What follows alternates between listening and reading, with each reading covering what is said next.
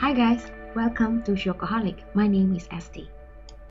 I noticed many of you like to eat fried chicken. So today I'm going to show you how to make this deep fried chicken from Korea, Dakgangjeong. The chicken has been diced and coated in this tangy, spicy, sweet and sour nutty sauce. This is one of the very popular street food in Korea. This dish is highly addictive. Once you make them once, you never want to stop making it. I just made them a few days ago and today I'm craving for it again. If you want to surprise someone at a dinner party, this is the dish. In today's Cook and Chat, I will talk about Asian restaurant in Sweden. First, let's take a look at the ingredient we need for this dish. The unique flavors of this dish is actually from the sauce made from a Korean red chili pepper paste called Gochujang. Korean food has become quite popular all around the world and you should be able to find them in your local supermarket. If you still can't find this sauce in your supermarket, don't worry, just make some tomato purees with chili pepper. I'm using corn syrup for this dish. If you do not have this at home, you can replace it with honey. For the crunchy nut flavors, I'm using roasted peanut.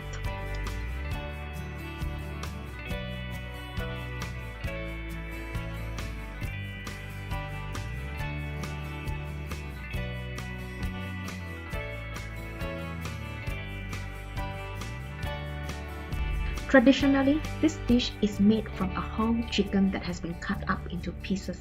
But I prefer to use boneless chicken thigh pieces instead because it is much tastier, not so dry, easier to cook.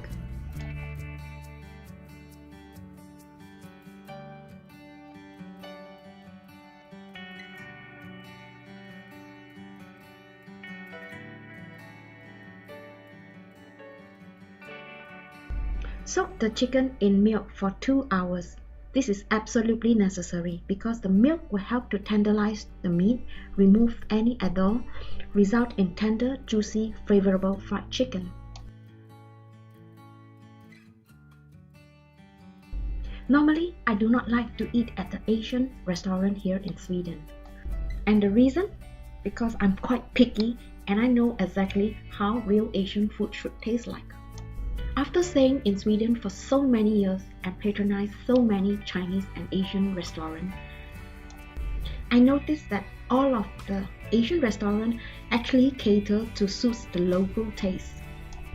And this, I'm sure, is what most Asians who live in Sweden will tell you.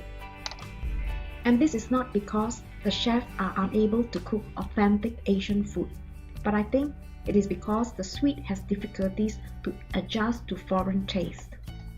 I have a girlfriend who owns a Chinese restaurant here. She's from Hong Kong, and she told me that it takes years for the Swede to adapt to new tastes. And once they accept and adapt to the new taste, I noticed they only order the same food over and over again. And since it takes so many years for them to adapt to the new taste, and remain loyal for the same old food, most restaurant owners find no reason to change their menu. And also because Swedes are not so picky on food and they do not have exposure to genuine Asian food. And eventually, the same menu stays for decades with no room for new taste or adventure.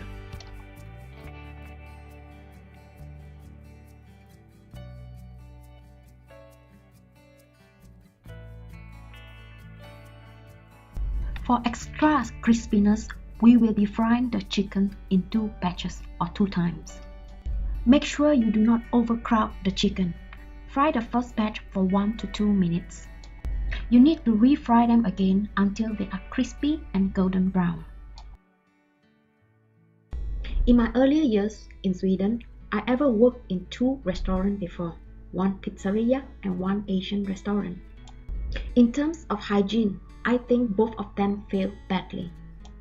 I recall one incident when I saw a box of chicken was left on the floor to defrost for at least a day. I saw it with my own eyes that the chicken was all pale in color when they removed it from the box. I reported to the manager about this, but he refused to throw it away and asked me not to interfere in the kitchen. I was really furious because this is ridiculous. I can't let this happen before my eyes. I think he has no integrity, no sense of responsibility, and this to me is like a murder. I was so angry with him and I ended up in a heated argument with him. I kept thinking about that the whole night and I couldn't sleep. I felt like I was guilty and I couldn't do anything about it. So I called the health department the next day. I told them to do a control check at his kitchen. And out of my shock, they told me that they're going to call my boss to make an appointment for inspection. Can you believe that? In this case, how on earth can the restaurant owner be caught red-handed? In Singapore, the health department never call the restaurant owner or the vendor before they go for inspection. And if the restaurant fails to fulfill the standard requirement requires, they will be fined generously. And if this continues, they will be forced to close down. As much as I love this country and I love the Swedish people, but sometimes I do have problems and difficulties understanding how they work. I mean, they can brag about human rights and the procedure, but this is a serious problem that needed to be taken into consideration, that people can actually get killed from eating poisonous food. Well, you must have wondered what happened to me after that. Well, it was quite easy to just quit the job because I can't stand working with people who are lack of integrity. After that, I never put my feet in that restaurant ever. I'm not saying that all restaurants are unhygiene. I'm sure if they are professional enough, they should be serious with what they are doing. I personally feel that the health department should take more responsibility on this and have control over this issue.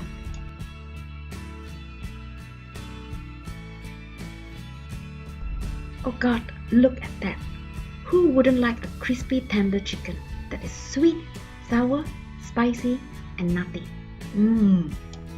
I tried not to eat fried food too much. I maximum eat to once a month. But this, I couldn't stop popping it into my mouth. But anyway, it's just once a month, right? This is so delicious. The chicken is so moist. The skin is so crispy. And then the sauce, oh my God, it's like an explosion. I hope you give this recipe a try and feel free to write me a comment if you have any questions.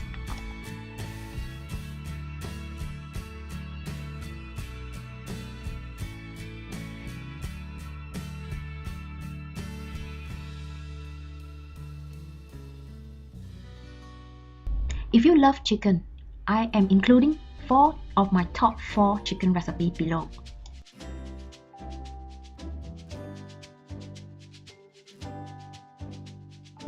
In my next tutorial, I'm going to show you how to make this delicious mee siam.